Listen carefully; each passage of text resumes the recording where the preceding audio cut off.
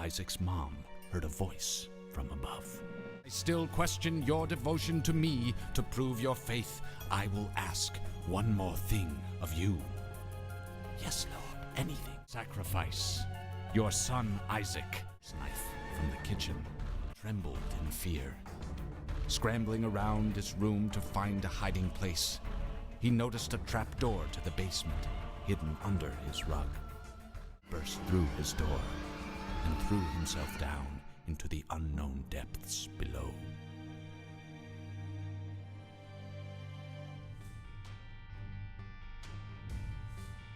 Power on, SkyTryke, and welcome to Looking Last, a series where I look at video games, give them a review, a preview, as well as my own impressions. And today we are looking at the Binding of Isaac Afterbirth. I am so excited for this game. I'm going to show you guys what this game is, but what is the Binding of Isaac Afterbirth for those of you who are curious? The Binding of Isaac Afterbirth is a DLC to the popular Binding of Isaac Rebirth. So what is the Binding of Isaac Rebirth? Well, the Binding of Isaac Rebirth is a remastered rebirth, innovative type of DLC, not DLC, my goodness. I'm screwing this up already. The Binding of Isaac Rebirth is a remastered version of the original Binding of Isaac. And to get it all into one piece of paper, Binding of Isaac is a classic roguelike RPG shooter developed by Edmund McMillen and Nicalis Inc. And let's begin, shall we? And to play some Binding of Isaac Afterbirth. Again, it's a DLC to the Binding of Isaac Rebirth. It's basically like a dungeon crawler, inspired by the Legend of Zelda, the original games of the Legend of Zelda. So you travel across the dungeons that you saw in those cutscenes, trying to escape into your little basement area, and basically fight your inner demons, I guess. But let's go play as Isaac. But as you can see right here, well, let's go back. Let me not go too quick, okay? We have some options, as you can see. We got some statistics, your challenges, which you could do a whole lot of cool runs. That's basically challenge, really. And your new run. You could also press tab for your daily challenge.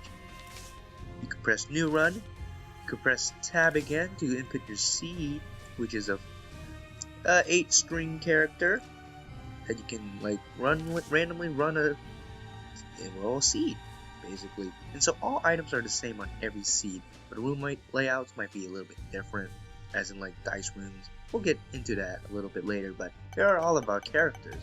You don't unlock them until you progress with the game, but I've unlocked most of them except for Lilith, as you can see, unlocked by beating green mode with Azazel.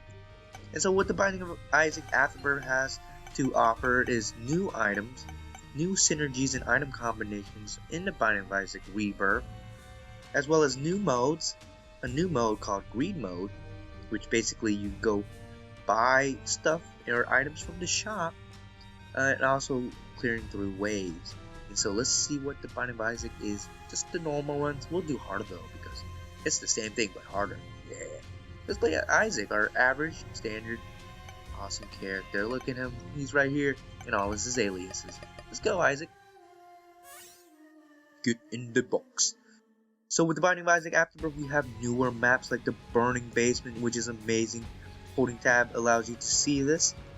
Pressing escape shows you the menu and your stats. A tick of stats and your stuff, but you could also put it in the overlay on the extra HUDs, which you go options, extra HUD is on. So as you can see on the top left, we have our item, active item. If we press space, uses the active item, which Isaac starts with the D6. Rerolls any item pedestal that you're currently on the floor, or on the room in, Move using WASD, attack using your arrow keys, bomb by pressing E, item, you do the cool little Zelda thing. These are cursed rooms. You go in it, you get damaged once. There could be not revises. You could get treasures, you could get rewards, or basically you could get trolled. It's a risk or a reward, up to you, this little incubus. Oh, hello. This is a deal with the devil. This is pretty cool in the first round.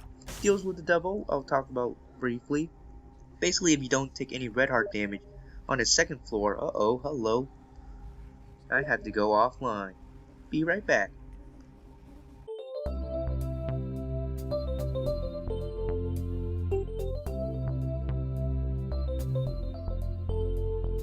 I'm back, and I'm sorry, and I hope you guys didn't see that weird chat from my awesome friend.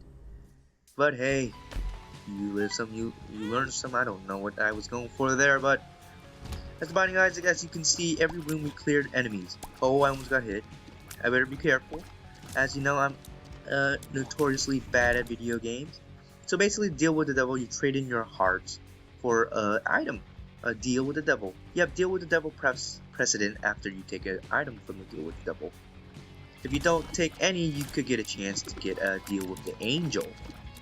Basically, like I said earlier, you don't take damage on the second floors and above, and you have a greater chance of having to deal with the devil. So right now we're on the first floor, so we don't get a deal with the devil. But basically, as you can see, we're just basically clearing floor after floor, room after room, trying to advance to the bosses that you'll see later on. Hold on, I'm back. So right now we have an active item in our item room. This is the item room with the golden border frame of our room. It's the Book of Sin reusable item generator. Pressing space allows us to use it, and we get a battery. I will save the battery because I'm going to do something cool. To re-roll the dice, the D6 Isaac originally starts with once you beat, I believe, Mom or Blue Baby, or maybe Isaac with Isaac. So if you press space, you get an item. Infamy is actually good. It has a chance to protect you against an enemy projectile and protect you from bad damage. And if you know me well enough, I take terrible damage, so this might save my life in the end. And so this game is a roguelike as well, so there's always random possibilities. Every run is different. You'll get random seeds, as you saw here. Your seed is 9p, 3p, 2HYY. You won't have that again, most likely. There's millions of seeds, hundreds and hundreds of item item combinations and synergies that you can get. And with the Binding of Isaac Rebirth, which of course is the rebirth of, oh my goodness, I'm terrible. It's basically the rebirth of the original Binding of Isaac by Edmund McMillen. It's more smoother, the gameplay is much more refined, as well as I'm gonna go to the shop to get some health maybe. But as well as, you know, overall the graphics are better, the gameplay is more smooth, the audio is enhanced, more items, and more synergies. For those who don't know what synergies are, basically a synergy is two items or more having a unique combination with each other. Like basically combining, like say a tornado with fire, a fire tornado, you would call that a synergy. Also, that was amazing. As you heard, and I got saved by Infamy. As you heard, this game has improved too. With the DLC Afterbirth, you heard the announcer talk when you use your pills or cards on the bottom right screen, which you can use by pressing Q. One makes you small. It's a new addition and it's really cool for them to have added newer things. Ultimately, a lot of awesome possibilities that could happen with Rebirth is in Afterbirth, the DLC. So I'm going to explore around for secret rooms. As you saw earlier, I Can See Forever, which is a pill that lets you automatically discover secret rooms. Secret rooms are bombable by walls, or you can find them if you have those type of pills. Now, they make a distinct sound when you unlock them, but right now I'm not hearing any of them. Only one. Up there is the second one. This is a super secret room. It's only adjacent to one room. This I'm not interested in is a gambling. I'm not a god of gamblers. Not the movie, but a nice penny from the fire. And let's hit it up with our first boss, the Duke of Flies.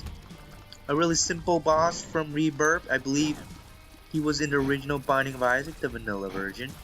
And so right now, as you can see, the game is basically a roguelike RPG shooter. RPG in the fact that you get items that help you along your way and develop your character, as well as a dungeon crawler. You know, you go to room, clearing everything as possible. You could rush if you want. You could go straight to the boss, straight to the item room. And basically, once you're finished with the floor, you get an item from the boss, and you head straight to the next floor, or head down to the next floor. Here's your little Isaac, little cute cutscene, and aw, he got bullied. That's not nice. But yes, this is the Binding of Isaac Afterbirth. There's going to be a lot of confusion when I talk about the game, saying, oh, it's Rebirth, because this is the Rebirth. It's just the DLC, which is Afterbirth. So, this is generically what is the Binding of Isaac Afterbirth. Oh, gotta watch out. There's a lot of cool things, secrets to be discovered, characters to be unlocked. There's a lot of achievements that can be built and found.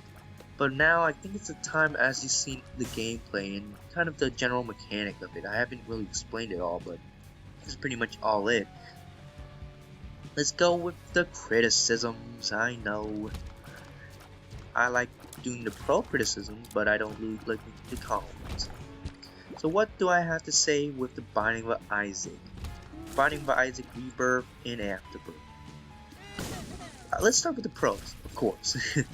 First of all, the Binding of Isaac Rebirth and Afterbirth. Let's just focus on Afterbirth. It's extremely smooth. Well, it's Rebirth too, so it's smooth. Like, each input I click on my keyboard, or press on my keyboard, just feels like it's quickly having the respawn rate that I like. It's smooth, feels great, like 60 frames per second, and it's just smooth.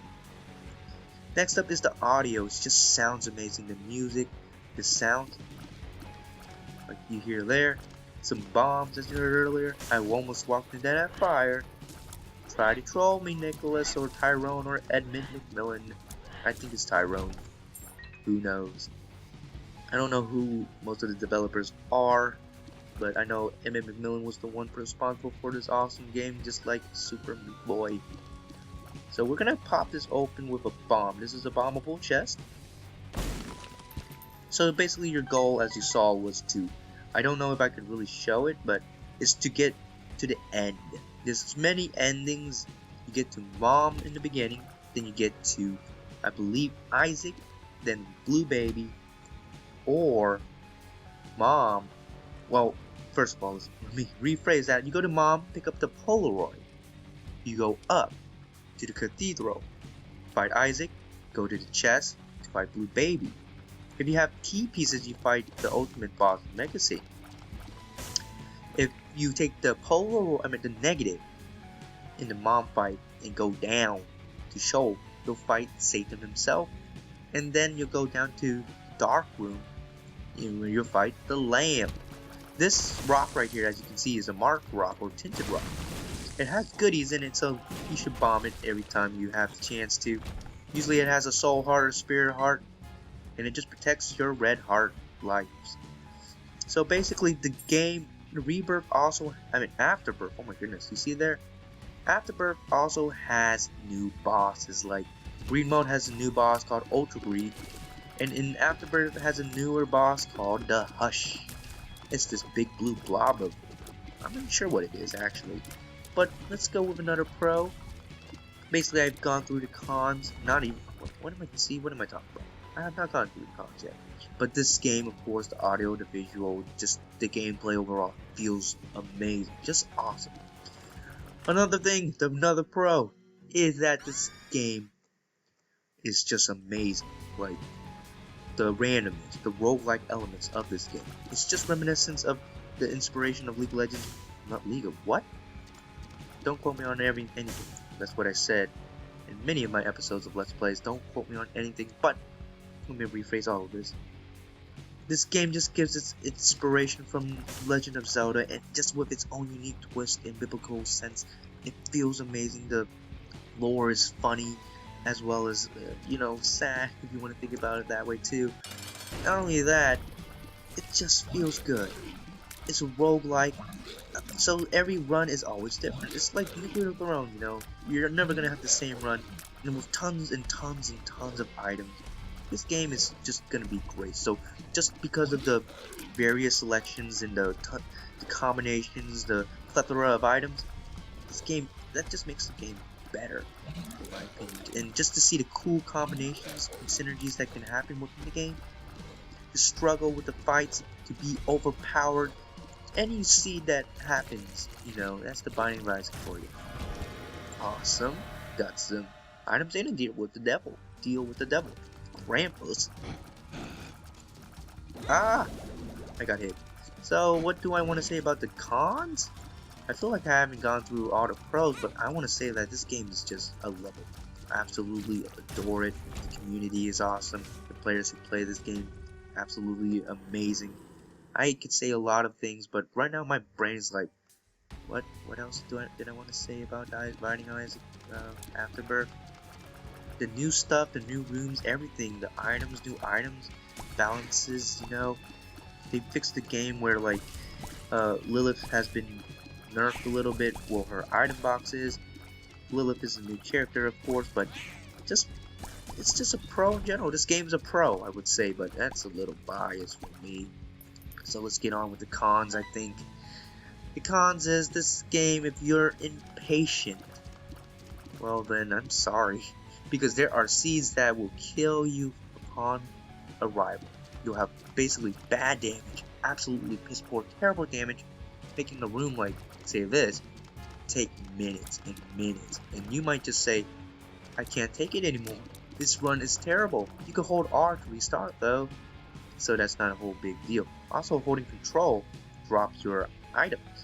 There we go. So another con is, that's a small con, is inconvenience when it comes to impatience, but hey, a lot of people are impatient and you want a run that goes fast. This game takes roughly, on average, around 20 to 50 minutes. I would say 20 to 40 minutes. Sometimes it goes over an hour. It depends, really. So another con is, this is the generic con, here we go. This game's not for everyone. If you're not interested in roguelike, RPG shooters, dungeon crawling games like the Binding of Isaac, then it might not be your cup of tea, and it might not be what you prefer. So, of course, when it comes to video games and your preference, it's your preference, and I'm not trying to persuade it or make it like one-sided, you know. A game that you like is a game that you like and want. Again, if you need more information about the game, or if you are interested, the link is in this description below. Or you can check it out in the Steam store, which is basically the link. Another con is, let's see. It's like, I gotta get my review sense. I love this game. So what do I hate about it? So what can I see about this? I guess, you know, it could get repetitive, yeah? Like the gameplay mechanic of it could get boring, but the gameplay experience, just the, you know, you'll get a different run every time, but the gameplay in general is just clearing floors over and over again. It's like, it could get a little bit repetitive, I guess. But honestly, if you could get through all of that like me, you know, these games, these roguelikes that I love, just, you know, all good pros. You take stupid damage, you try to survive. This game is great. Would I say it's difficult or trolly? No. But then there's another con, is that some rooms are extremely terrible and trolly.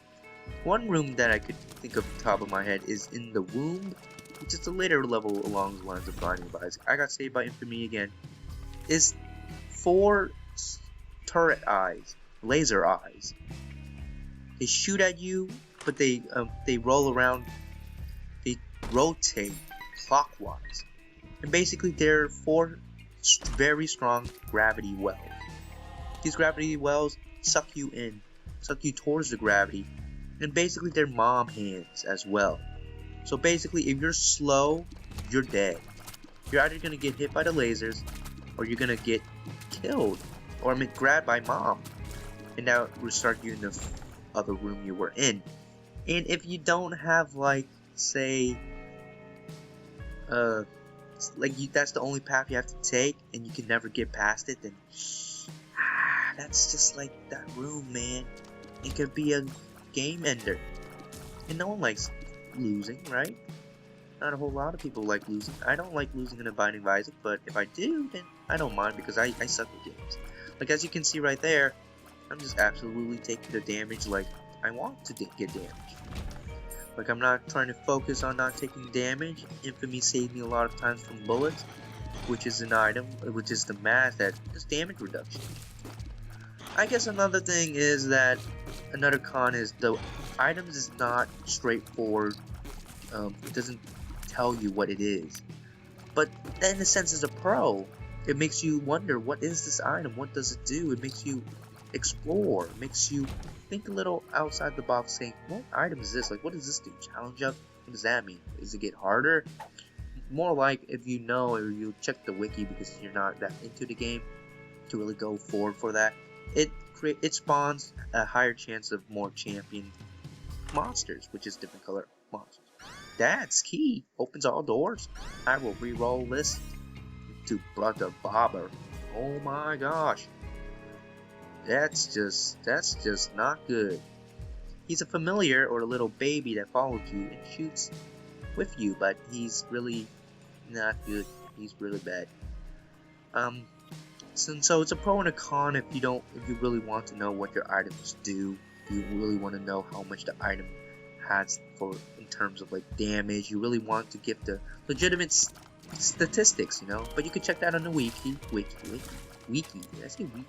You can check that in the wikis that the fans have created, which is awesome. Another pro, the fans makes the game amazing. The community makes games amazing, of course. Absolutely. People like YouTubers, people like just play the game and support it. That's all you really need in a game. Awesome support, an awesome community, awesome game, awesome developers, just awesomeness in general. A pro in all categories. And you saw that. You saw how much times Infamy saved my bad, just terrible gameplay. And so I think that's all for my Looking Glass episode 4 of Binding of Isaac Afterbirth / Rebirth / I don't even know what I talk about these days because I'm such a loser and an idiot, but hey, that's just me, right? You guys can hate me all you want, but forever. You know, you can't hate unique people. I don't know what I'm talking about, but what? Oh, hello. Brimstone. I'm not gonna end this episode because this is cool. Take a heart. Take the brimstone.